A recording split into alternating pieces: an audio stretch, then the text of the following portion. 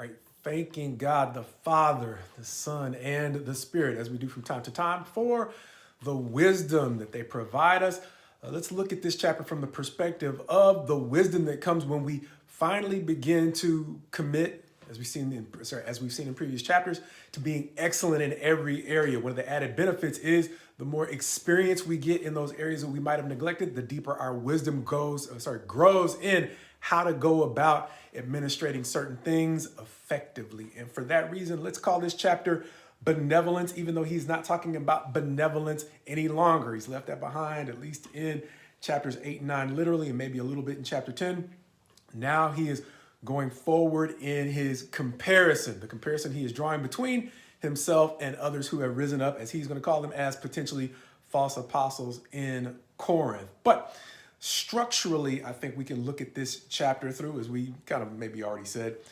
we can look at it through the lens of a comparison, as in verses 1 through 6. The first paragraph that the ESV has is broken up into. He's going to seem to draw a comparison between the serpent, as he was in the garden deceiving Adam and Eve, to in verses 12 through 15. His message in verses 1 through 6 and his methods in verses 12 through 15, as Paul is then going to seem to draw a comparison between himself in verses 7 through 11 and the way that he delivered the truth to the church at Corinth, too, in verses 16 through 21, the way that they are now being given something that's a little bit different. But breaking it down paragraph by paragraph, verses 1 through 6 is going to show him basically saying that just as the serpent, as we mentioned, deceived Eve in the garden, he is concerned that there is at least an individual, and possibly more, that's working in that same, as we would call it, modus operandi. The message that they're bringing is what he would call a different gospel, saying that they readily put up with a deviation from the truth, quite possibly being more strict on the truth as it's being given to them. And so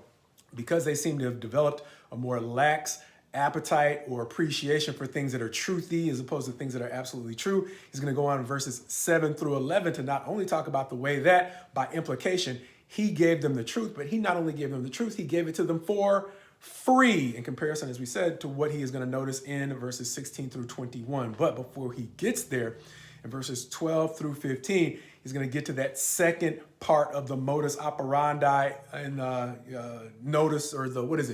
in the observations he makes about the serpent and his agents, when he says the method that they take is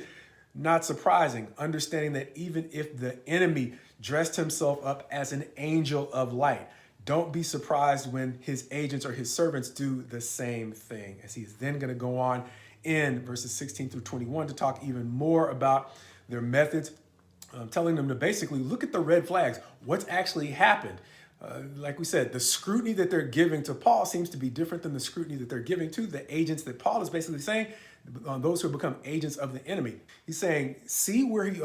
look at the condition under which you're now living, where if they, verse 20,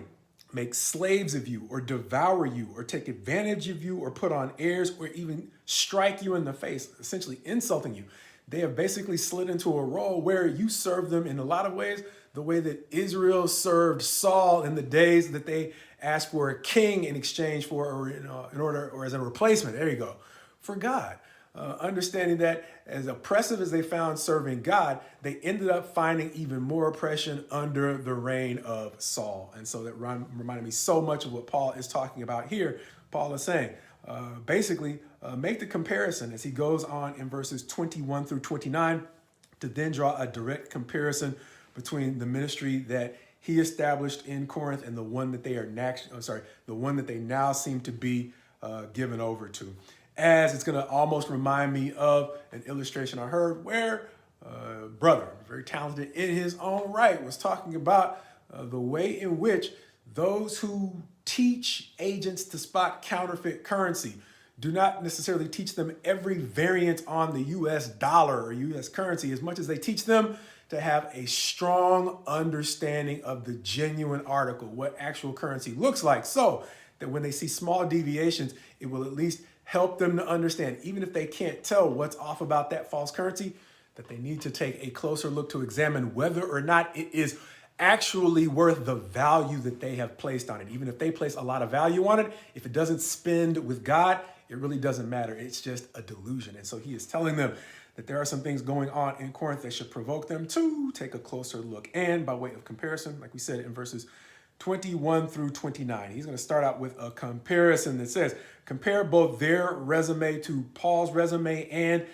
their sufferings to the sufferings that Paul has. But he's going to seem to move beyond the comparison to say there may not be any comparison in verses, 24 and likely 25, when he talks about the dangers that he has suffered in his sacrifice for trying to promote God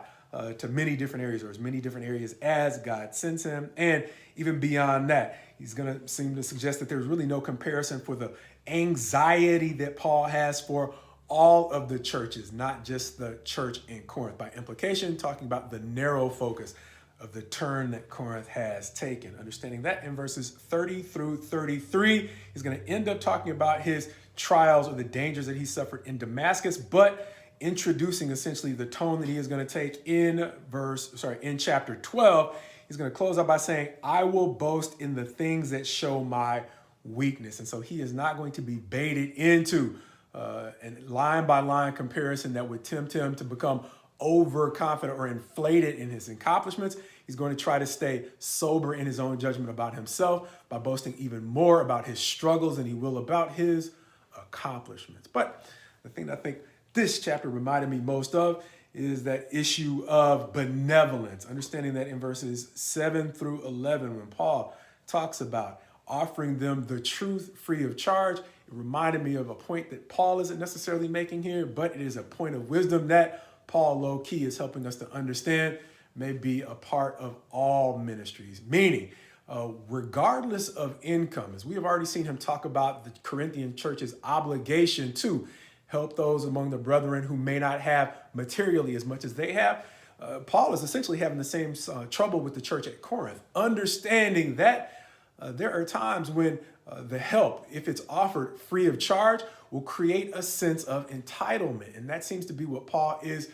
dealing with here at Corinth, because he is being taken lightly in comparison to those who are, like we said, charging more for less. And so understanding that the Corinthians seem to be placing more value in a place where they're actually investing their money, it goes to that principle of where your treasure is, so will your heart be also. Something that I think, if I can try to quote it, that Jesus preached in his own ministry, and something that seems to be bearing itself out in the ministry of Paul. Not that Paul lacked that kind of wisdom, but there are times in life when we're kind of stuck between two tough choices. And so as a young church, even though they had enough to pay Paul, Paul wanted to make sure that it didn't seem like he was preaching to them for money. But in offering the service for free, as we mentioned in previous chapter discussions, what he has created is what seems to be an obligation that he doesn't really have, but one that has caused the church of Corinth to be, at least a portion of the church of Corinth, to be dismissive of